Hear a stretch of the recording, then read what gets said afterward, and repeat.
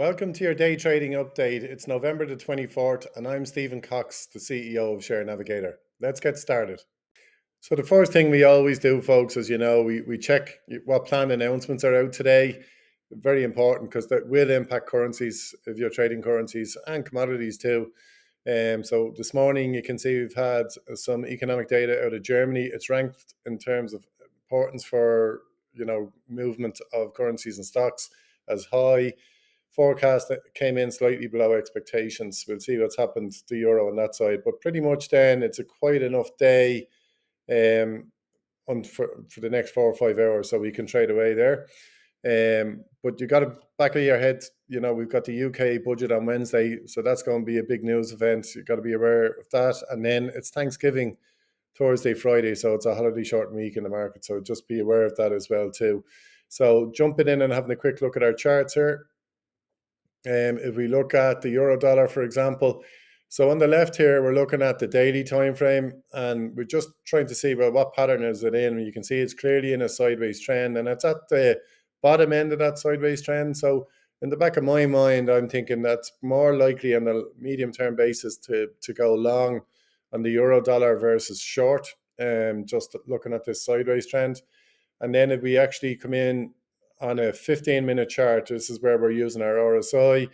There was an alert earlier on this morning. We didn't get to trade that, and it's pretty much in the middle. So we'll wait for it. We'd much prefer, I suppose, on a short-term basis for RSI to get below 30 and then go along on it then. So that's the euro dollar. If that happened, be happy enough to trade that. Pound versus the dollar. You can see daily we're still in this downtrend. So that's clear to see. And so I'd be more inclined to trade this on kind of the short end of things, really, until we see a breakout of this.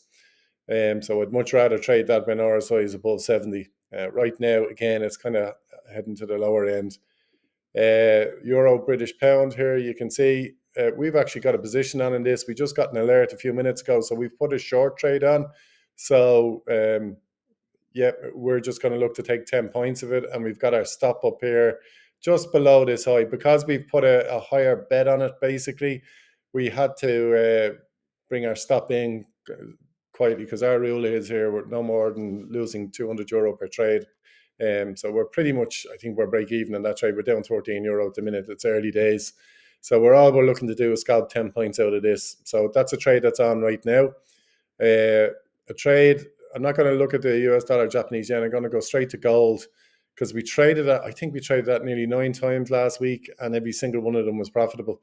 So again, this strategy is working. You can see gold is in a consolidation pattern at the moment. And for us, that means we can trade it both ways.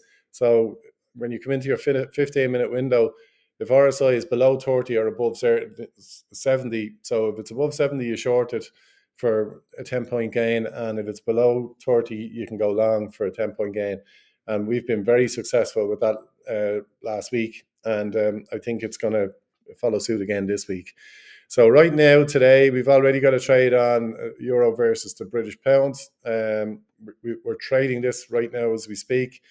We'd love to do more of those gold trades. And then I think the euro dollar there could set up nicely if we get RSI below 30. Okay, this is your day trading update for November the 24th. If you have any questions, please send me a WhatsApp or contact us through the web chat function on our website. Okay, thanks and bye for now.